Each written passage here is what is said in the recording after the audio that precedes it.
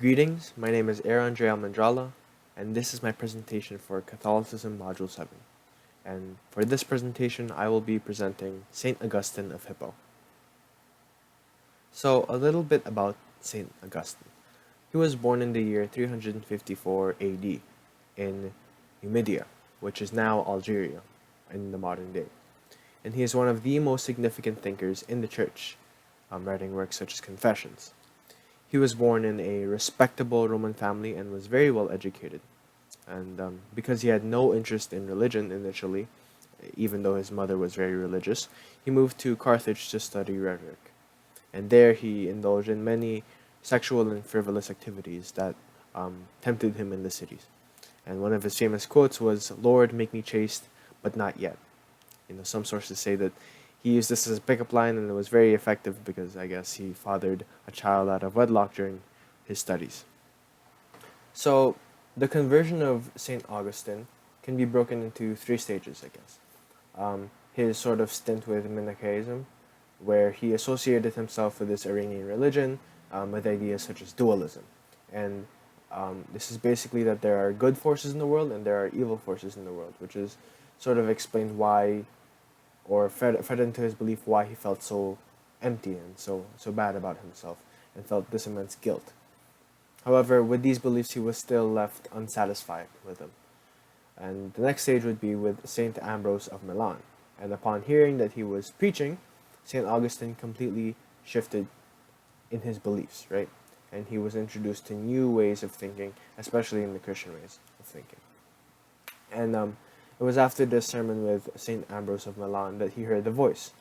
And sometime later, he had heard a child's voice saying, "Pick it up and read it." And he had realized that this was a calling from God to pick up the Bible and open to a verse. And this verse was Romans 13, verse 13 to 14. It says, quote, "Not in carousing and drunkenness, not in sexual excess and lust, not in quarreling and jealousy. Rather, put on the Lord Jesus Christ and make no provision for the desires of the flesh." So, having been deeply touched by this and hearing this reading, after hearing the voice, he was then baptized by Ambrose in 387, and eventually he was ordained on the spot, eventually becoming the Bishop of Hippo. And he instituted new rules such as requiring his priests to take vows of poverty, chastity, and obedience, and he went on to become one of the more significant figures in the church and sort of facing one of the controversies of his time. So, talking a bit about his relationship with God, it was after his baptism in 387 that he made the prayer, "You have made us for yourself, Lord, and our hearts are restless until they rest in you." So I feel that this prayer relates a lot to Module 1, right? And how it speaks of this metaphysical restlessness that a lot of us feel, right? And we discussed in Module 1 that this metaphysical restlessness can be defined as sort of a pursuit of worldly things, right? And seeking praise and wanting to keep yourself busy, but you're never really truly satisfied. And this relates a lot with Saint Augustine because he did the same thing with sex and with other indulgences.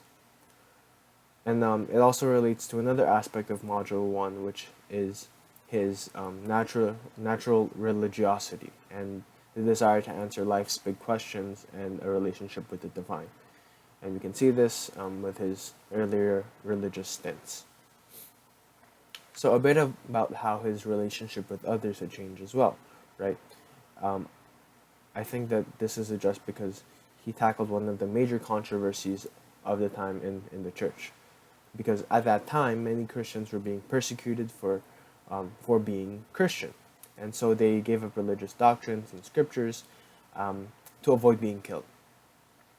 And so these people were deemed traitors and invalids, and they weren't accepted back into the church, but he said otherwise. St. Augustine said that